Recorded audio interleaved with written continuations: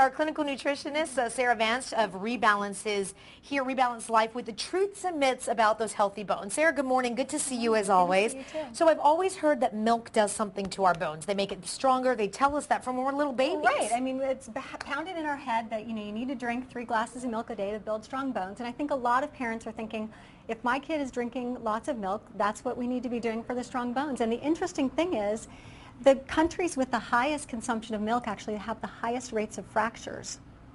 How does that happen? It happens because one of the things that's really important when you're getting calcium is you need to really have other cofactors. These are what are called helpers to get the calcium into the bones. And a lot of people actually don't have the enzymes to properly digest milk, and so they may not actually be absorbing it properly as well either. Okay, so you have 4 different categories of food that we can incorporate. Are you saying that you do this in addition to milk, or you can do it in place of milk? Well, I think people need to make that decision on their own. Okay. If they're not, in my family, we are dairy-free, so like I drink coconut milk, and my kids like rice milk. I know, it's so delicious. Yeah. My husband likes almond milk, but there's lots of really good, I think just making sure you're looking at what are some of the alternative sources for calcium.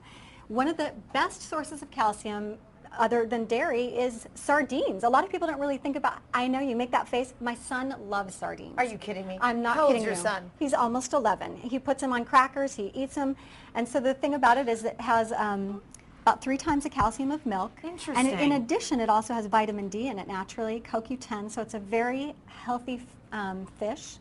Sesame seeds is another thing. You could sprinkle it on your rice. Tahini is made out of sesame seeds, so if you make like hummus and things like that out of sesame seed tahini. I love hummus. Yeah, okay. So you're getting some calcium when you're having hummus if you've made it through with sesame seeds. Okay, what are some of the other things? So the other thing, and actually there's some studies to show that vitamin D status is actually more important than the amount of calcium.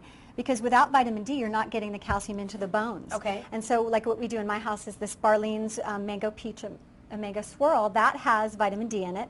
And the interesting thing is a lot of Americans are actually deficient in vitamin D because we're told to put on sunscreen. Yep. And so we're protecting, sun is our best source of vitamin D. So smart sunscreen companies are starting to add it in, like this Ocean Potion has vitamin D added into it, isn't that? And what I love about these guys is they've taken oxybenzone out of a lot of theirs, which is a chemical we want to avoid in sunscreen. Okay, what's this category? So this is magnesium, and magnesium is responsible for like 350 biochemical processes in our body. And one of the things it's responsible for is helping us to absorb vitamin D. It's kind of like these dominoes. If that one works of these, with this and that works with yeah. that. So okay. if one of your dominoes is falling down, your whole your bone building process isn't working.